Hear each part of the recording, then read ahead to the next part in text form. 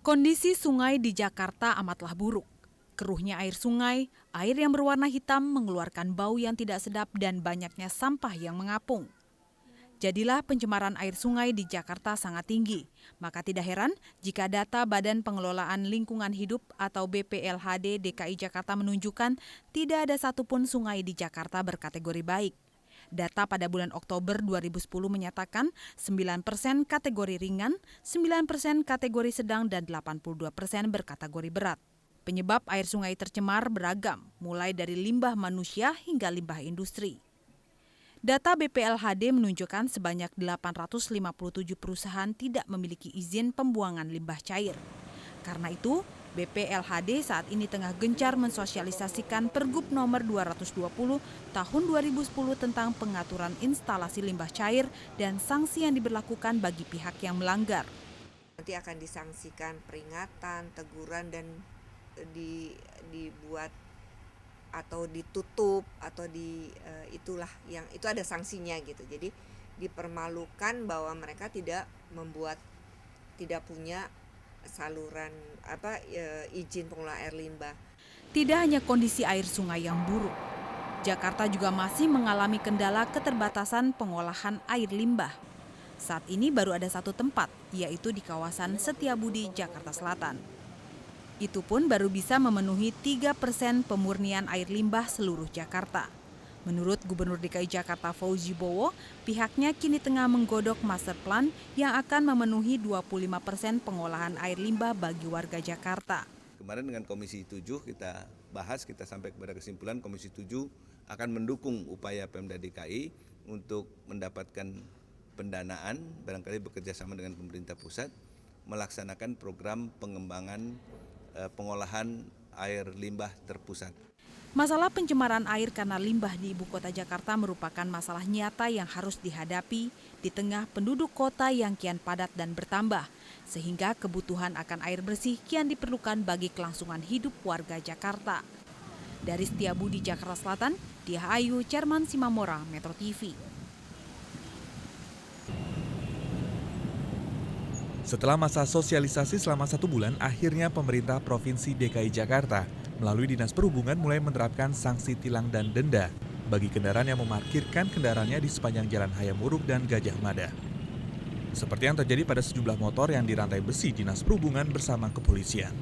Para pemilik kendaraan yang melihat kendaraan mereka dirantai langsung berusaha memindahkannya. Denda tilang sebesar 500 hingga 1 juta rupiah diterapkan pada pemilik kendaraan yang tertangkap parkir hingga 15 menit. Namun jika lebih dari 15 menit kendaraan akan diderek menuju kantor penampungan terdekat dan biaya derek akan dihitung per kilometer. Namun dengan adanya peraturan ini ternyata membawa dampak bagi para juru parkir yang biasa mengais rezeki di sepanjang jalan ini. Kehabisan lahan yang nggak bisa cari duit. Paling kalau bisa ya kita bawa ke dalam gang sono, paling ya berapa motor, paling ya 10 motor gitu ya. Yang jelas deh, keberatan bener deh larangan. Penghasilan ya tadinya segitu ya jadi berkurang ibaratnya. Sedangkan buat mencukupi anak istri kan kita biaya kan sekarang lebih besar. Ya dengan ada gini ya kita ya kekurangan lah ibaratnya. Tidak setuju dengan adanya peraturan begini. Jadi 165 juru parkir itu kita usahakan bekerja di tempat yang baru. Nah sekarang yang ada yang mengeluh dan sebagainya itu mungkin teman-temannya juru parkir atau asistennya memang yang tidak terdaftar begitu ya. Sementara itu untuk ketersediaan parkir off-street, Pemprov telah bekerja sama dengan 6 pengelola gedung di kawasan Jalan Hayam Wuruk dan Gajah Mada. Warga bisa memarkirkan kendaraannya di Gedung Gajah Mada Plaza, Kompleks Duta Merlin, Gedung PTN, Gedung Pelni, Hayam Wuruk Plaza, dan Gedung Jayakarta. Dari Hayam Wuruk, Jakarta Pusat, Ari Sudana, Cerman Simamora, Metro TV. Sejumlah kalangan menyaksikan kesiapan pemerintah menerapkan Electronic Road Pricing atau ERP. Kebijakan ini dinilai tidak didukung infrastruktur yang memadai, sehingga sulit diterapkan di Indonesia seperti yang sudah berjalan di sejumlah negara lain.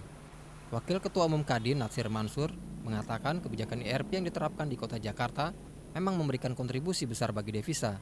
Namun penerapan tersebut juga harus disesuaikan dengan ketersediaan infrastruktur. Penerapan ERP, saya sebenarnya sudah pernah bicara mengenai ERP ini. Itu kalau katakanlah dipergunakan di hanya segitiga mas ini tidak ada gunanya juga gitu. Segitiga mas katakanlah Sudirman, Kuningan gitu kan.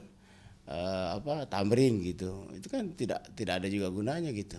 Nah, penerapan IRP dampaknya sangat besar sekali loh. Karena bagaimana orang yang punya gedung-gedung, iya kan? Orang yang punya gedung-gedung di Sudirman misalnya, tentu kan orang setiap masuk ke gedung itu kan harus bayar. Selain membenahi dan meningkatkan kualitas layanan angkutan umum, pemerintah juga diingatkan agar menambah angkutan transportasi massal dan ruas jalan. Ketua Yayasan Lembaga Konsumen Indonesia, Sudaryatmo, menilai kebijakan jalan berbayar sulit tanpa persiapan yang matang. Sebab sebagai alternatif dalam mengatasi kemacetan, selain penerapan IRP, juga perlu didukung kantong parkir bagi warga sekitar Jakarta. Kan dibutuhkan infrastruktur kan,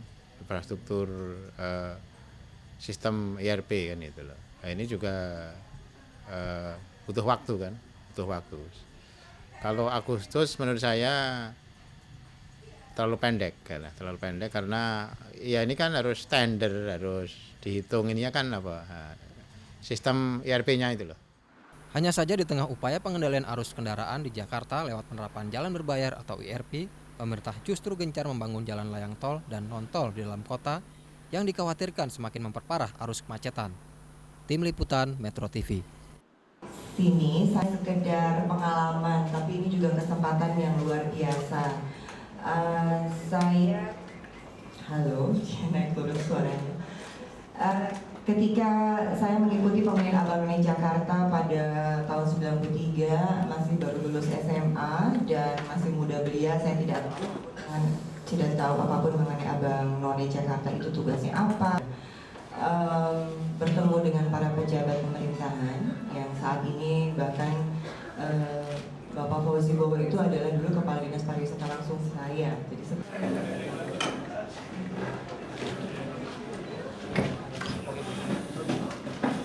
Assalamualaikum warahmatullahi wabarakatuh. Dan saya telah menyelesaikan kuliah saya di bidang biologi di The University of Auckland, New Zealand, Selandia Baru tepatnya. Assalamualaikum warahmatullahi wabarakatuh. Perkenalkan, nama saya Afisatia di Binus International University dengan jurusan Computer Science. Dan alhamdulillah, terima kasih. Akrab dipanggil Mutia, umur saya 21 tahun. Alhamdulillah saya telah lulus dari Institut Teknologi Bandung, jurusan Sekolah Bisnis dan Manajemen.